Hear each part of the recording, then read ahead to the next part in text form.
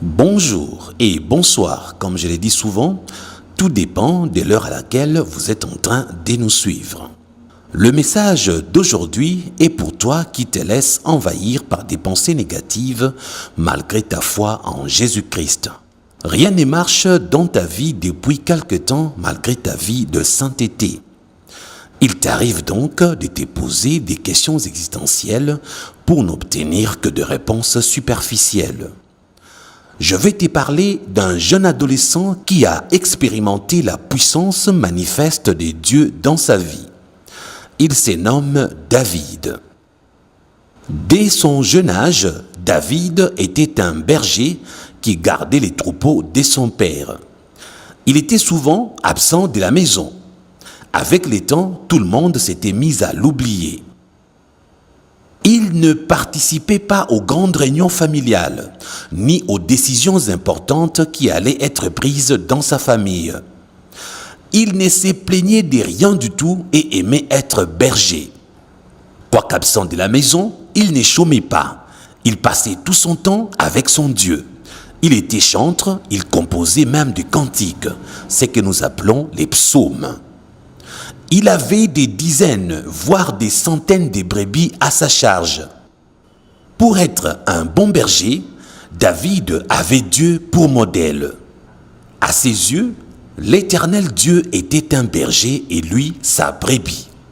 David, en tant que berger, comprenait la notion spirituelle de l'Éternel Dieu, notre berger. David était un berger. Il paissait les brebis de son père. Voilà pourquoi dans les psaumes, chapitre 23, verset 4, David dit « Quand je marche dans la vallée de l'ombre de la mort, je ne crains aucun mal, car tu es avec moi. Ta houlette et ton bâton me rassurent. » David, la brebis de Dieu, parle de sa marche dans la vallée de l'ombre de la mort. Qui l'y a conduit? Telle est la question que nous posons. N'est-il pas une brebis entre les mains du divin berger? Il est étonnant de remarquer combien il est plein d'assurance. Il déclare que dans cette vallée, il ne craint aucun mal. David est rempli d'assurance. Pourtant, c'est une vallée de l'ombre de la mort, comme il les précise si bien. Écoutez bien, frères et sœurs. Une vallée est un espace resserré entre deux ou plusieurs montagnes. Une sorte d'espace bien réservé où on ne peut aller ni à gauche et ni à droite pour s'abriter en cas du danger. Il n'y a qu'une seule possibilité, aller tout droit. C'est un endroit où le danger est permanent. Tout est à découvert. Une bête sauvage venue de nulle part peut surgir et vous dévorer. Puisque lui-même était berger, il sait de quoi il parle. Il parle d'une expérience vécue. Il se souvient bien de l'ours qu'il avait combattu un jour au péril de sa vie pour protéger les troupeaux de son père. Pas seulement de l'ours, il y a eu aussi un lion. Ces jeunes bergers avaient un jour combattu un ours et l'avaient vaincu. Avait aussi un jour combattu un lion et l'avait vaincu. Pourquoi? Rien que pour protéger les brebis de son père. Il était un berger complet, un berger exemplaire, un berger protecteur. David sait très bien que dans la vallée, on est à la merci des prédateurs. Sans protection, les brebis se font toujours manger par des prédateurs. Lui-même n'avait jamais laissé ses brebis sans protection. À son tour, il sait qu'il a pour berger l'Éternel des armées. C'est en lui qu'il a une pleine confiance. Il sait que les diables et les lions rugissants qui cherchent à dévorer les brebis des dieux. C'est dans ces contextes-ci que David va écrire le psaume 23. Il sait de quoi il parle. C'est un berger. Lorsqu'il parle de Dieu, il sait qui est Dieu. Lui est la brebis du divin berger. David a conscience du danger qui les guette dans la vallée de l'ombre de la mort. C'est une vallée impardonnable, car elle est obscure.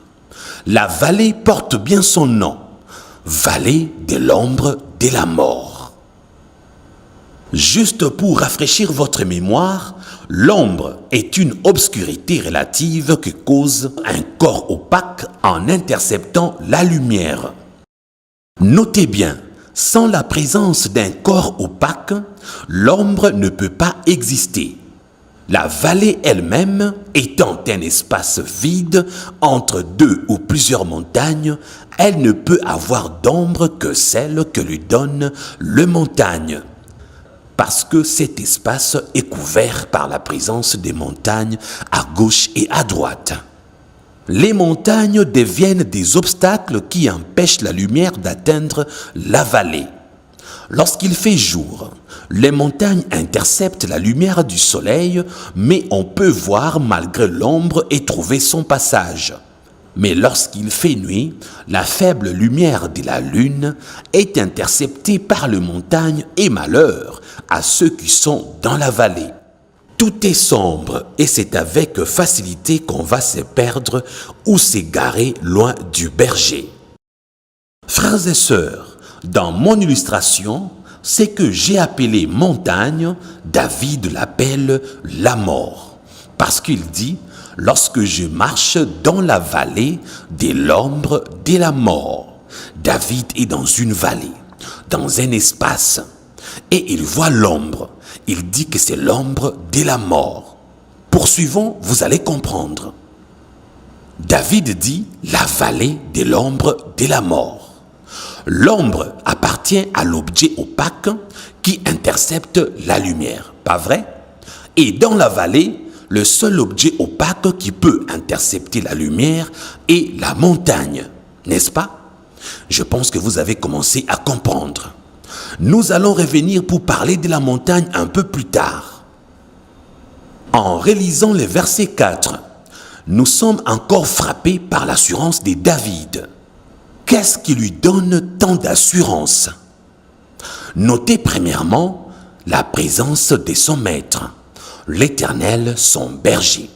Il est avec lui. S'il était seul, David allait craindre. Et deuxièmement, ce qui lui donne plus d'assurance, plus étonnant encore, David affirme « Ta houlette et ton bâton me rassurent ». Étrange, n'est-ce pas? Comment la houlette et les bâtons du berger les rassurent-ils? Pour bien comprendre, je vous dois quelques explications. Écoutez donc, la houlette est un bâton que porte un berger et au bout duquel est une plaque de fer faite en forme de gouttière pour jeter des mottes de terre aux moutons qui s'écartent et les fait revenir. Je reprends pour une bonne compréhension. Je disais donc, la houlette dont parle David était un bâton que portait un berger et au bout duquel il y avait une plaque de fer faite en forme de gouttière. Pourquoi? Parce que le berger s'en servait pour jeter des mottes de terre aux moutons qui s'écartaient pour aller brouter l'herbe au-delà de la prairie. Il y avait du danger. Alors qu'est-ce que le berger faisait? Il s'en servait pour la récupérer, donc la brebis récalcitrante, et la faire revenir sur la terre ferme, loin du danger, là où il y avait la protection. David a déjà paix de brebis. Il sait de quoi il parle. Il est expérimenté. David sait très bien comment se comportent les brebis. Certaines brebis cherchent toujours à aller brouter l'herbe en dehors de la prairie, loin de la protection, là où les prédateurs rôdent. La houlette et les bâtons du berger, lui aussi il en avait. Donc David se servait beaucoup de la houlette pour protéger la brebis, pour la ramener de sa mauvaise voie, pour la protéger du danger qui guette là où la brebis part sans savoir qu'il y a danger au-delà de la prairie. Sans la houlette, il était impossible au berger de ramener une brebis au rang.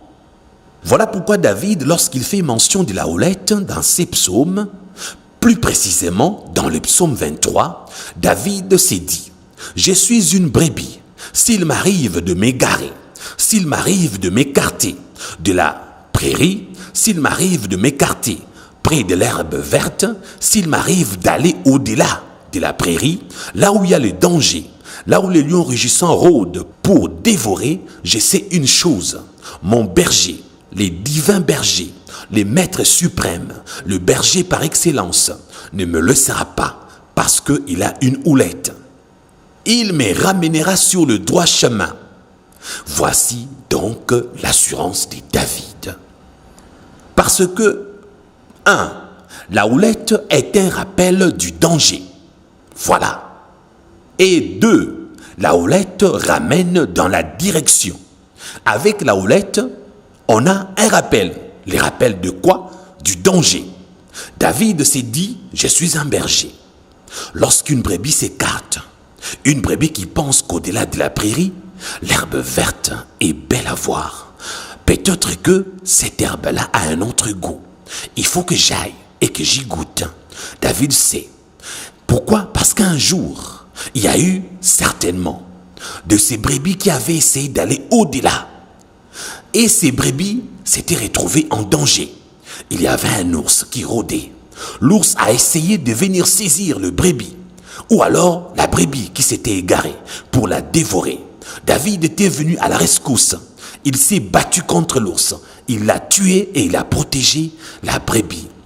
Un jour, lorsqu'il parlait au roi Saül, il a aussi fait mention du lion. Comme la Bible dit, le diable et les lions rugissants qui cherchent qui il va dévorer. Cette image biblique est très importante parce que David l'a vécu en live. David a vu un jour un lion rugissant qui venait s'accaparer des brebis qui étaient à sa charge, qui étaient sous sa protection. Qu'est-ce que David avait fait?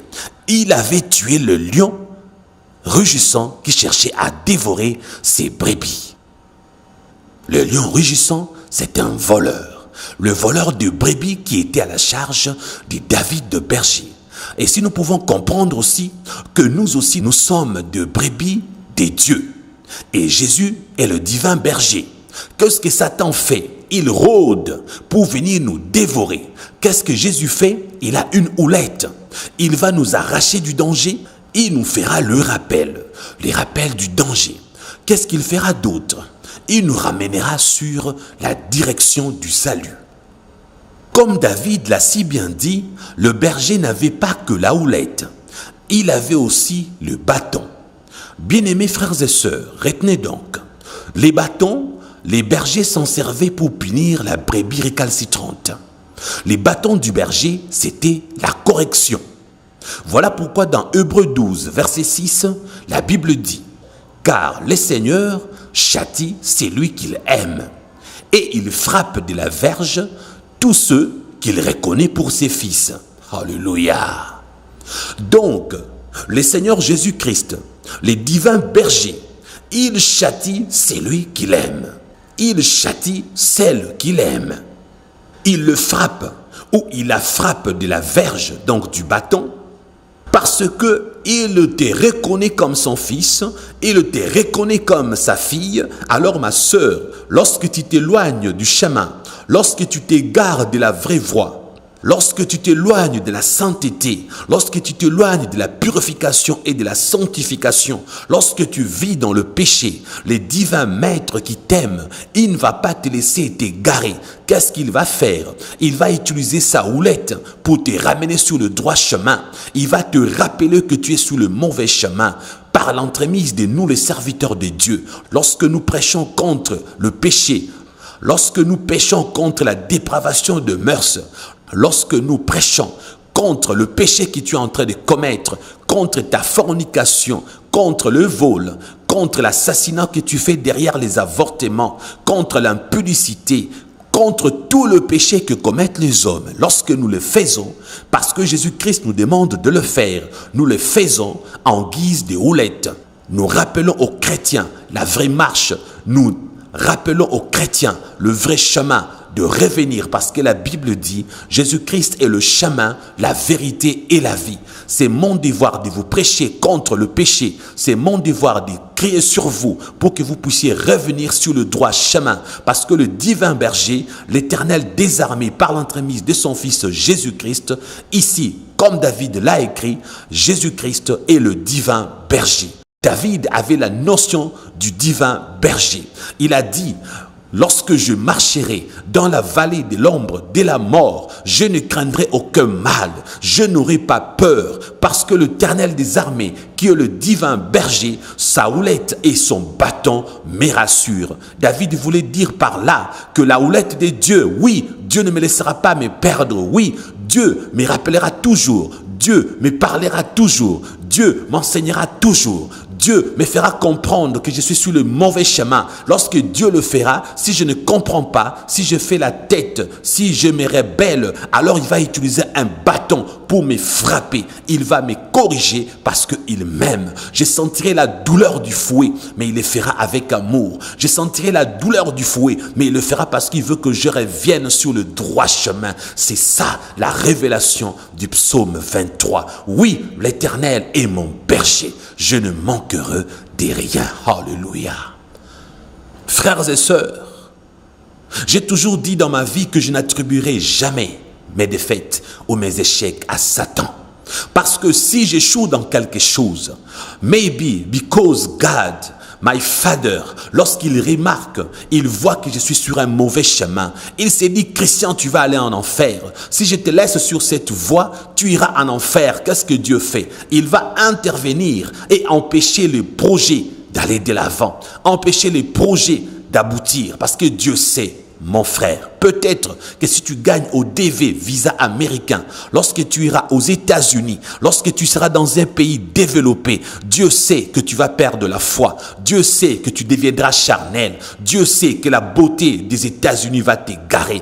Dieu voit qu'il y a un danger devant toi. Dieu sait que tu te perdras. Alors qu'est-ce que Dieu fait? Il va faire échouer ses projets des États-Unis parce qu'il veut te garder à côté de lui. Oui, le chèque, ça sera le fouet qu'il est en train de t'administrer. Ma sœur, tu es sur un chemin, tu veux épouser un homme qui a beaucoup d'argent. Oui, tu le veux parce que Dieu sait que tu suis l'argent. Qu'est-ce que Dieu va faire? Il va faire échouer ces projets-là. Mon frère, toi qui vis dans le péché, ma sœur, toi qui vis dans le péché, tu recevras des coups de fouet de Dieu. Il te frappera. Il peut faire échouer ton travail, il peut faire échouer tes entreprises, il peut faire échouer tes projets, parce que Dieu voit que tu es dans le péché, Dieu voit que tu es en train de t'éloigner, alors il te fait échouer parce qu'il t'aime, il te donne des coups de fouet parce qu'il t'aime, il est ce divin berger qui veut t'amener sur la voie. Oui, un enfant de Dieu qui vit dans le péché, Dieu ne l'abandonne pas encore. Un enfant de Dieu qui continue dans le péché, Dieu ne l'abandonne pas encore. Voilà pourquoi nous disons ceci aux chrétiens: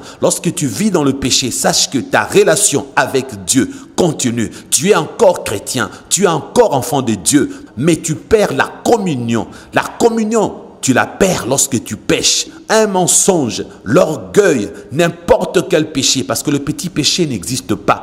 N'importe quel péché que tu commets rompt la communion avec Dieu. Mais la relation avec Dieu demeure. Mais si tu meurs dans ces péchés-là, sache que la mort va automatiquement interrompre, couper ta relation avec Dieu. Parce que si tu vis dans ces mondes, si tu es encore en vie, malgré le péché, qu'est-ce que Dieu va faire? Il va se battre pour te ramener sur le droit chemin. Parce que la Bible dit: un chien vivant vaut mieux qu'un lion mort. Et tant qu'on est en vie, on peut encore revenir. Mon frère, toi qui t'es déjà égaré, ma sœur, toi qui t'es déjà égaré, tu continues dans le péché. Pourquoi tu ne comprends pas que le fouet de Dieu, pourquoi ne comprends-tu pas que lorsque tu es en train d'échouer dans ce que tu fais, c'est parce que Dieu veut te ramener sur le droit chemin? Pourquoi ne comprends-tu pas que c'est la patience de Dieu qui continue à se conjuguer dans ta vie? Pourquoi ne comprends-tu pas que ta communion avec Dieu a été interrompue? Tu es à la merci du prédateur au-delà de la prairie.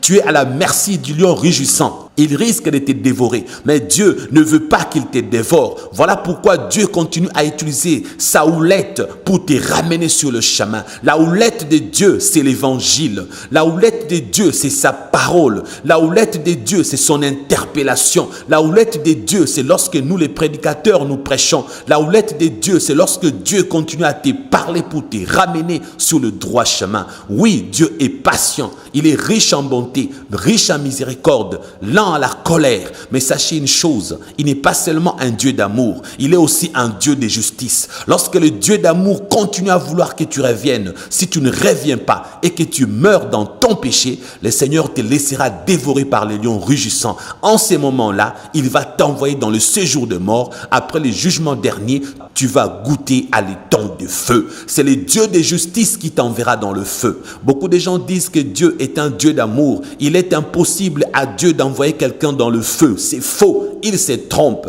Dans la Bible, il est fait mention de ces dieux d'amour qui avaient brûlé Sodome et Gomorrhe. À Sodome et à Gomorrhe, il y avait des enfants. À Sodome et à Gomorrhe, il y avait des vieillards, il y avait des bébés, il y avait des femmes enceintes.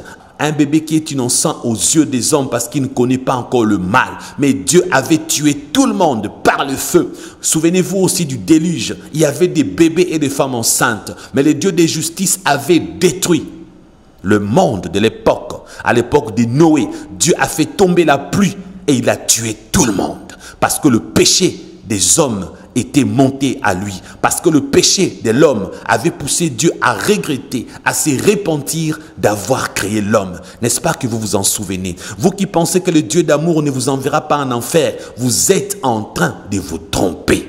Il n'est pas qu'un Dieu d'amour. Le Dieu d'amour, oui, c'est un attribut. Dieu n'a pas que l'attribut du Dieu d'amour. Il est aussi le Dieu de justice. Le Dieu de justice dit, l'âme qui pêche, c'est celle qui meurt. Le Dieu de justice te jugera et t'enverra rejoindre Satan dans les temps de feu. Mon frère et ma sœur, écoute la houlette de Dieu. Lorsque Dieu parle en utilisant sa houlette, lorsque le divin berger te montre la direction, il te montre le passage, il te demande de revenir. Reviens. Alléluia. Reviens. Il n'existe pas un péché que Dieu ne peut pas pardonner. Il n'existe pas un péché que Dieu ne peut pas ôter. Peu importe la noirceur de ton péché, Dieu te pardonnera. Et dans Psaume 23, 4, nous relisons encore. Quand je marche dans la vallée de l'ombre de la mort, je ne crains aucun mal, car tu y es avec moi. Ta houlette et ton bâton me rassurent. Frères et sœurs, la révélation que je vais vous faire aujourd'hui est la présente. La voici, la révélation. Si tu es dans la vallée de l'ombre de la mort, sache que de part et d'autre, tu as des montagnes. Tu entends? Ne l'oublie jamais. Parce que dans une vallée, à gauche et à droite, il y a des montagnes. On ne peut pas parler d'une vallée sans la présence des montagnes de gauche à droite. Parce que là où il n'y a pas de montagnes de gauche à droite, on ne parlera pas de vallée, on parlera d'une plaine. La vallée, forcément, a à sa gauche des montagnes, à sa droite des montagnes. Le passage entre plusieurs montagnes, c'est ce qu'on appelle la vallée. Donc, je disais tout à l'heure, si tu es dans la vallée de l'ombre de la mort, sache que de part et d'autre, tu as des montagnes comme obstacle. Ces montagnes sont tout le gros problème que tu as. Oui, mon frère. Oui, ma sœur. Le gros problème que tu as en ces moments où je suis en train de prêcher. Le gros problème que tu as en ces moments où je suis en train d'enseigner. Regarde dans ta vie, tu pleures. Ton cœur est blessé. Ton âme est triste. Tu es maussade. Tu pleures nuit et jour. Parfois, tu as envie de mourir et de partir de ce monde pour fuir tes problèmes. Oui. Ces montagnes sont tout le gros problème que tu as. Sécheresse financière, persécution à l'église, persécution au travail, persécution à l'école,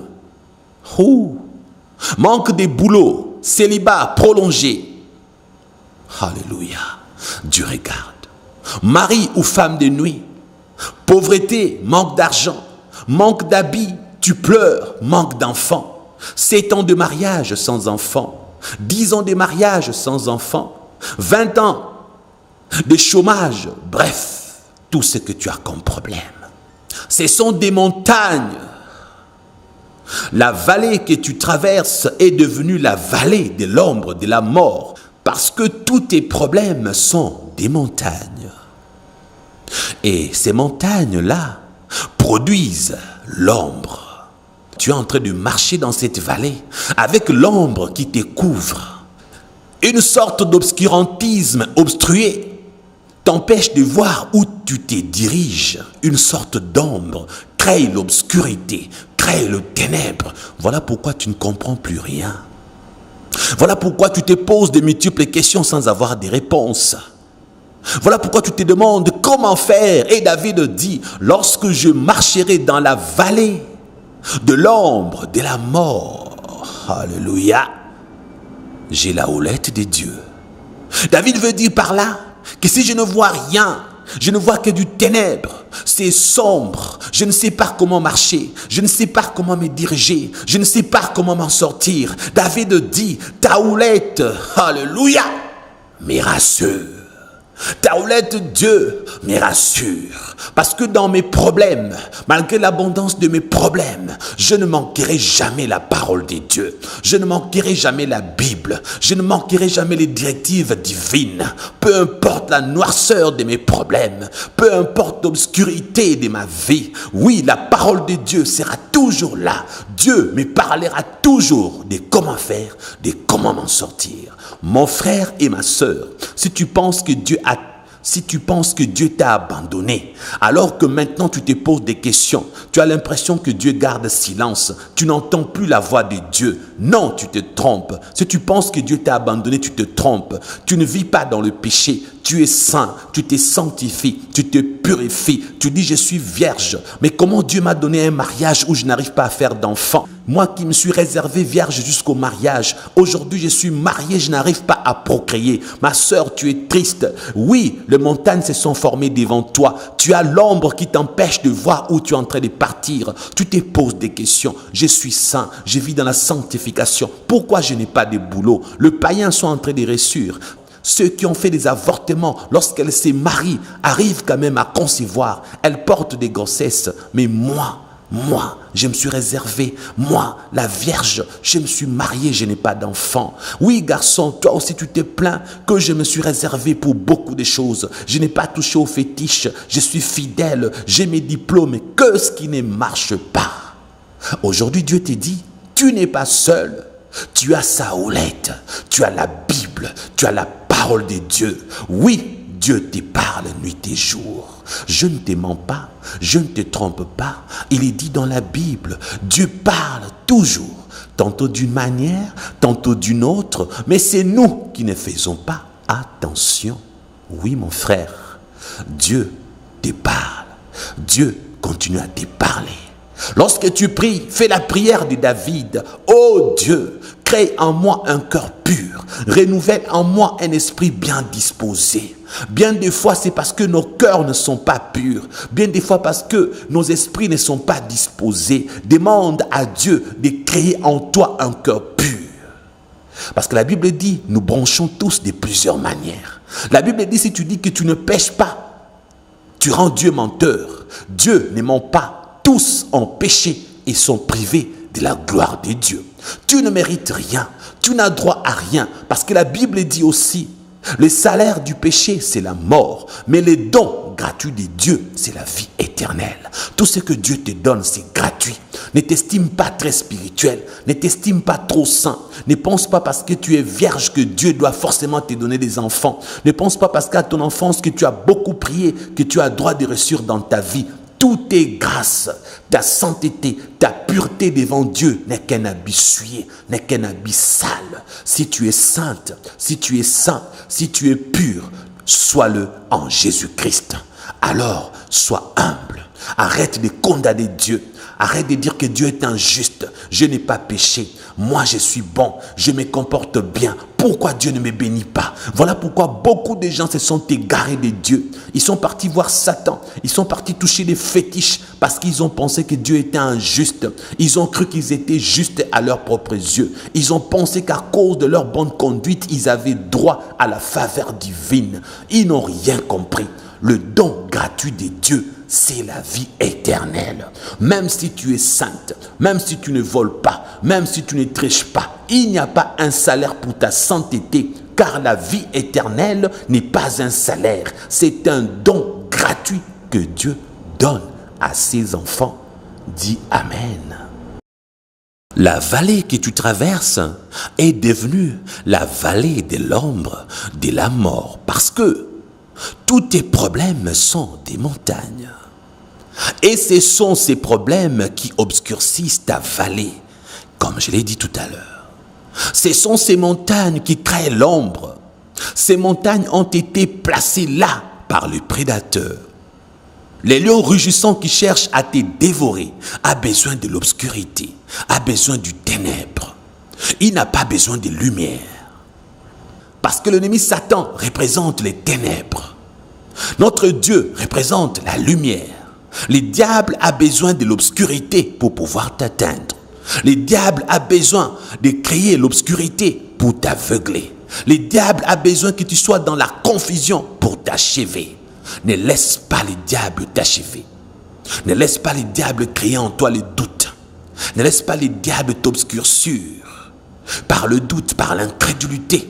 N'accepte pas l'ombre, n'accepte pas l'obscurité. Sache une chose, dans l'obscurité de ta vallée, sache que Dieu a une houlette. Dieu est en train de te montrer le chemin. Ouvre tes yeux spirituels, entends la voix du divin berger qui est en train de t'appeler, entends sa voix par sa parole, entends la voix de Dieu, suis la voix du maître, tu vas quitter l'obscurité et tu vas atteindre la prairie, là où le divin berger te protégera du prédateur. Alléluia. Ces montagnes, comme je disais, ont été placées là par les prédateurs. Les lions rugissants qui cherchent à te dévorer. Sa spécialité, c'est opérer la nuit. Autrement dit, dans les ténèbres. Je vous démontrerai bien plus tard que les montagnes dont je parle sont placées par les prédateurs. Parce que Dieu te donnera d'autres méthodes, d'autres techniques pour te débarrasser de ces montagnes. Lorsque David dit que ta houlette et ton bâton me rassurent, c'est parce que ton Dieu qui t'aime, mon frère et ma sœur, te châtiera, te punira lorsque tu vivras dans le péché. Il le fera pour te récupérer. La punition de Dieu, c'est pour que tu reviennes. Ce n'est pas pour t'achever. Alléluia. Il te donnera des coups de bâton, comme il est fait en ces moments. N'est-ce pas, ma sœur? Regarde bien ta vie. Tu es en train de sortir avec un homme. Il est marié. Et toi, tu dis, tu n'as pas le choix. Il prend bien soin de toi. Tu es chrétienne, mais tu as besoin d'argent. Et cet homme marié prend bien soin de toi. Mais malgré son argent, rien ne marche dans ta vie. Frère, tu vis dans le péché. Tu pries. Rien ne marche dans ta vie. Dieu attend que tu reviennes vers lui pour que ça marche. Notez bien, lorsque David dit que ta houlette et ton bâton me rassurent, c'est parce que ton Dieu qui t'aime, mon frère, ma sœur, te châtiera, te punira lorsque tu vivras dans le péché. Il te donnera des coups de bâton. Quand rien ne marche dans ta vie, arrête toujours d'accuser les diables. Parfois rien ne marche parce que Dieu est en train de te punir.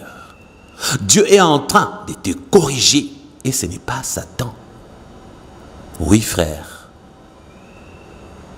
Alléluia.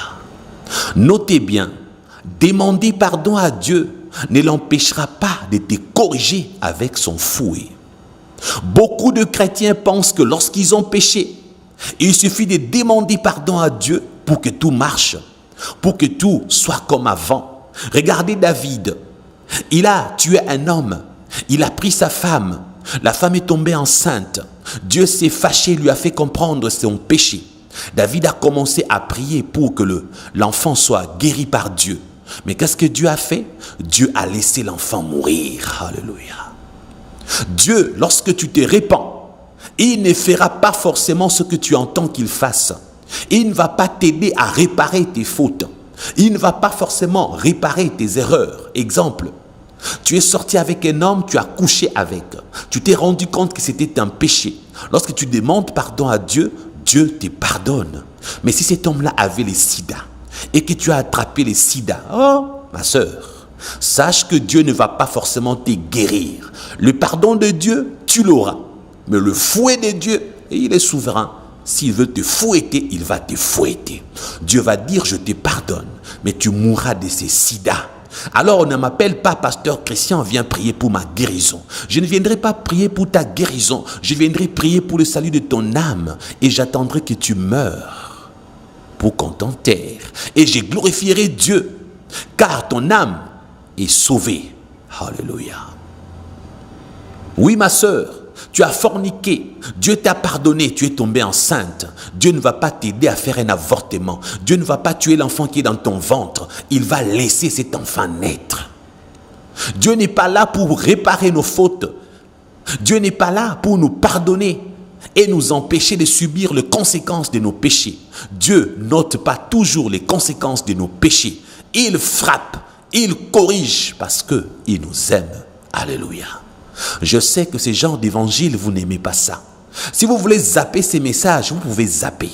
Mais le vrai chrétien ne zappera pas ces messages. Parce qu'ils savent que quand Dieu parle, quand Dieu frappe, il est fait avec amour. Parce qu'après la correction de Dieu, après la correction divine, ce qui nous attend, c'est le meilleur. Dieu est capable de te restaurer. Après t'avoir frappé, il te bénira. Après t'avoir corrigé, il te donnera même mieux que ce que tu avais avant. Amen.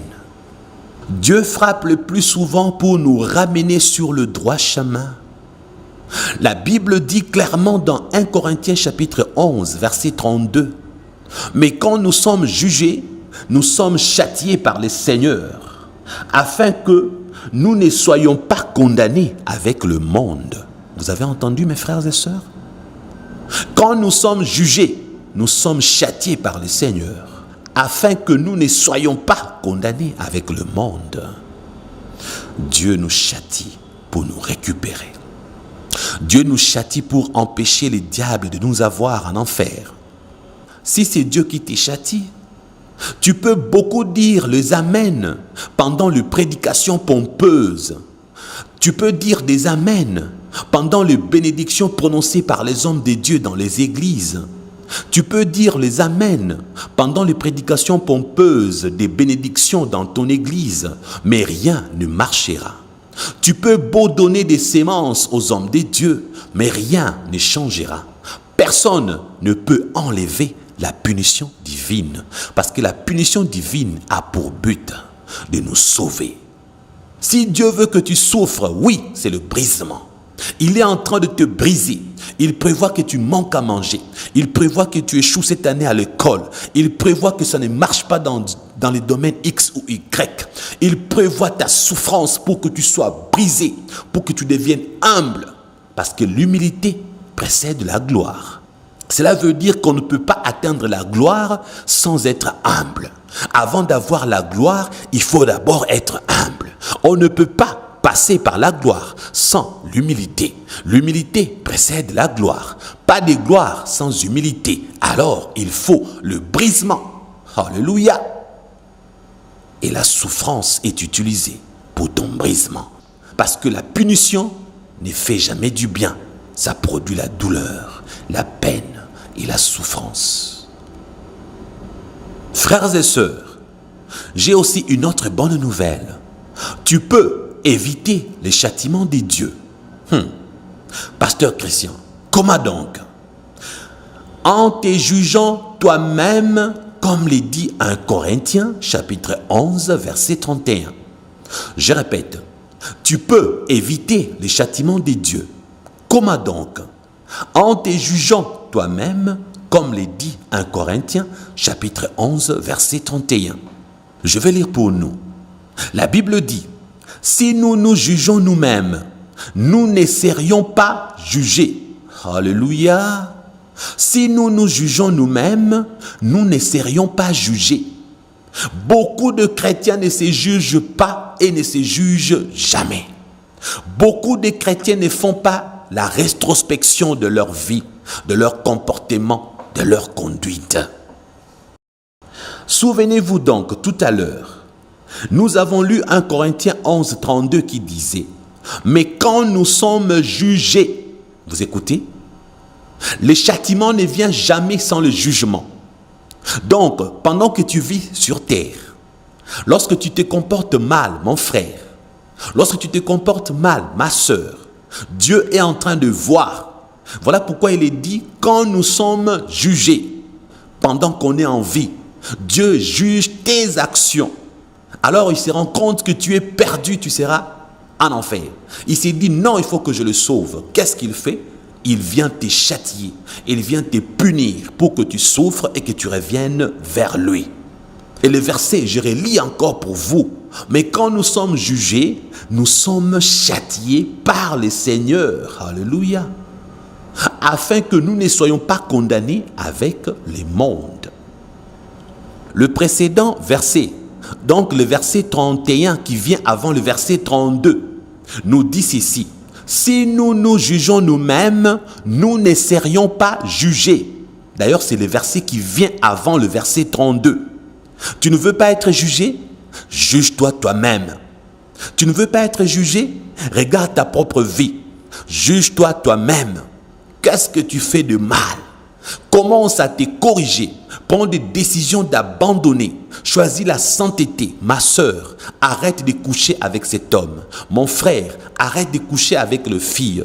Ma sœur, arrête de voler l'argent. Arrête d'être orgueilleuse. Arrête de tricher à l'école. Arrête de coopérer pendant les examens à l'université.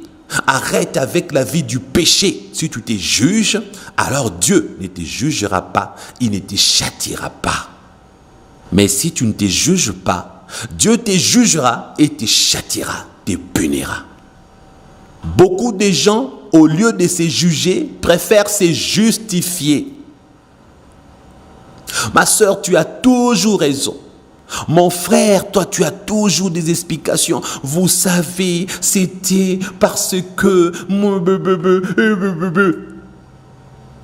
Beaucoup de gens, au lieu de se juger, préfèrent toujours se justifier. Voilà pourquoi dans leur vie, rien ne marche. Ils voient les démons partout. Ils voient le sorcier partout. Ils voient Satan partout. C'est même pas Satan. C'est même pas les démons. C'est même pas les sorciers. C'est Dieu qui te fait châtier. Laissez-moi vous dire une chose. Si vous pensez que le diable, son travail, c'est seulement appauvrir les gens, leur priver de l'argent, mais vous vous trompez. Alors vous ne connaissez pas bien les diables. Je vous ai toujours dit que le diable a beaucoup de méthodes.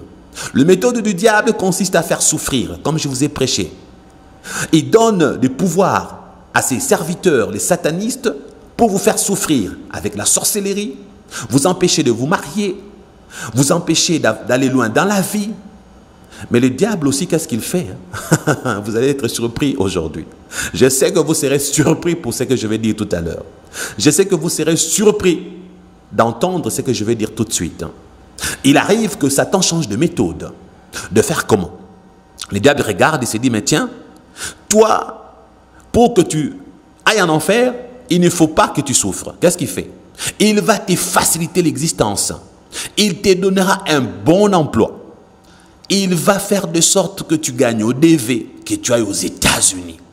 Il va faire de sorte que tu réussisses avec le projet d'immigration canadienne pour que tu vives au Canada. Le diable bénit beaucoup de gens avec des promotions parce qu'il sait que tant que tu as l'argent, le diable te connaît. Toi, quand tu as l'argent, tu ne penses plus à Dieu. Toi, quand tu as l'argent, tu ne pries plus. Quand tout marche dans ta vie, c'est la bière. Quand tout marche dans ta vie, c'est le film, le cinéma, les boîtes de nuit. Quand tout marche dans ta vie, tu ne pries pas, tu ne te sanctifies pas, tu deviens libre. Un électron libre, tu vis ta vie. Une personne comme ça, détrompe-toi. Le diable va beaucoup te donner. Il te donnera l'argent, la gloire, les richesses. Parce que le diable, son travail n'est pas seulement de priver. Le diable, son travail n'est pas seulement de faire manquer aux gens. Des fois, le diable bénit. Des fois, le diable donne. Parce que quand le diable donne avec la main gauche, il soutire toujours avec la main droite. Ma sœur, tu envies certaines personnes. Eux, ils ont la chance. Moi, toujours la malchance. Ils jouent au DV, ils gagnent. Ils sont aux États-Unis. C'est que tu ne sais pas. Ils vont aller mourir là-bas aux États-Unis. Après, ils iront en enfer. Toi, tu essaies le projet du Canada. Ça ne marche pas. X a essayé. Il est maintenant au Canada. Après le Canada, c'est l'enfer. Toi, le mariage, ça ne vient pas. X s'est marié. Dans ces mariages-là, les malheurs. Alléluia. Maintenant, qu'est-ce que Dieu fait? Dieu regarde, il se rend compte que le diable te donne des richesses. Le diable te facilite l'existence pour que tu te perdes. Maintenant, Dieu s'est dit, comme j'aime cette personne, il faut que je la frappe. Maintenant, c'est Dieu qui vient t'ôter ce que Satan te donne. Maintenant, c'est Dieu qui vient enlever les bénédictions sataniques. Frères et sœurs, il y a des enfants qui sont nés dans des familles païennes où le parent avait l'argent. Ces enfants grandissent, héritent le bien des parents, ils ont toujours l'argent, tout marche dans leur vie. Qu'est-ce que Dieu fait? Il passe par là, il les appauvrit. Une fois pauvres, ils viennent vers Dieu. Oui, c'est aussi une méthode que Dieu utilise. Satan donne, Dieu retire pour que tu te répandes et qu'il te récupère. C'est aussi une méthode divine. Donc faites attention. Ne pensez pas que le diable est monotone.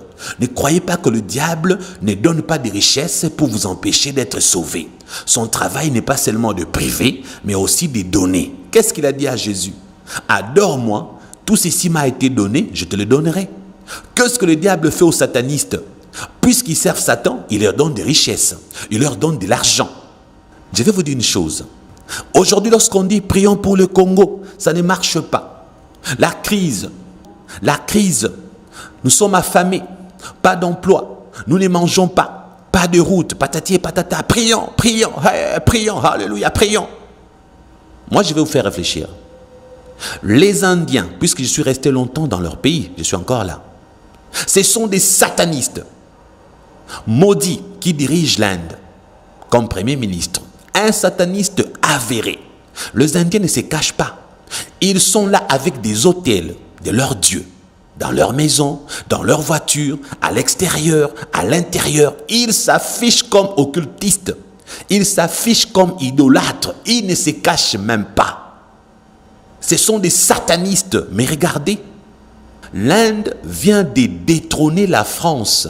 La France qui était la 6e puissance mondiale économique a été détrônée par l'Inde qui était le 7e pays, donc la 7e puissance économique mondiale. Maintenant que je vous parle, l'Inde a pris la place de la France. L'Inde est devenue la 6e puissance et la France a pris la place de l'Inde, donc la 7e puissance économique mondiale. Mais les Indiens sont des satanistes. Frères et sœurs, lorsque tu es en Inde, considérez Kinshasa et Matadi. Les Indiens peuvent voyager d'une province à une autre, moyennant $1, moyennant $2. Si ça coûte cher, c'est $5. Mes frères et sœurs, toi pour arriver à Matadi, ça te coûte combien? Ici en Inde, tu prends un métro, tu passes d'une province à une autre, si tu veux, d'un état à un autre. Moi, je le fais souvent. Avec le métro, je peux quitter leur état qu'on appelle Haryana. Plus précisément, le métro de Faridabad. Je peux prendre le métro à Faridabad, je passe Delhi et je tombe à Noida. Pour que vous puissiez comprendre. C'est comme si vous avez 3 états, ok? 3 provinces. Faridabad, c'est dans Haryana. C'est un autre état ou une autre province. Le métro traverse de Faridabad à Delhi, qui est un autre état, c'est la capitale. Considérez ça comme aussi une province. Vous êtes dans le même métro, vous entendez? Et le même métro traverse 3 états différents. Donc, Faridabad, qui est dans Haryana, et puis Delhi, qui est dans Delhi, parce que Delhi, c'est la capitale, c'est aussi le nom de la province. Donc, après Delhi, vous tombez à Noida. Vous comprenez? Et ils ont prolongé leur métro. En bref, je donne ces exemples pour vous faire voir. Ce sont des satanistes. Les routes, ils en ont à gogo. Les aéroports, les avions, dans leur pays, les choses marchent. On vous dit qu'il y a beaucoup de pauvres en Inde, mais c'est normal qu'il y ait des pauvres. Même aux États-Unis, il y a des pauvres. Mais c'est une nation puissante. Les Européens sont trop jaloux. Ils reconnaissent l'Inde comme étant une puissance mondiale économique en 6e position. Et l'Inde aujourd'hui est plus puissante en économie que la France. Mais les Français diront, que l'Inde est un pays émergent, que eux, c'est un pays développé. Parce que les Européens, c'est comme ça qu'ils sont. Alors, je donne cet exemple pour vous dire, au Congo, nous prions beaucoup, mais ça ne marche pas. Ne pensez pas que si le Premier ministre est sataniste, si le président du Cameroun est sataniste, que le pays ne doit pas marcher parce qu'il est sataniste. Qui vous a dit ça? On vous trompe. Qui vous dit que le rôle des satanistes, c'est seulement de détruire? Non. Le diable a beaucoup de techniques. Détruire, oui, on peut détruire par la ruse, en construisant. Vous comprenez? Le diable peut vous donner, il vous donne, vous mourrez riche, mais vous allez en enfer. C'est ce qu'il fait avec les riches Indiens. Il y a des Indiens riches, millionnaires. Lorsqu'ils meurent, ils vont en enfer. Mais sur terre, ils ont vécu le paradis. Leur pays, ça marche. La France, ça marche. L'Europe, les États-Unis, ça marche. Mais les dirigeants de ces pays-là qui sont païens, qui sont occultistes, lorsqu'ils meurent, ils vont en enfer. Mais pourquoi seulement l'Afrique doit souffrir? Alors frères et sœurs, je vais vous décevoir. Moi, j'ai pris différemment pour notre pays. Je ne prie pas comme vous les faites. Prions pour les Congo sans réfléchir. Frères et sœurs, même Jacques dit, nous prions, nous ne recevons pas parce que nous prions mal. Il faut bien prier.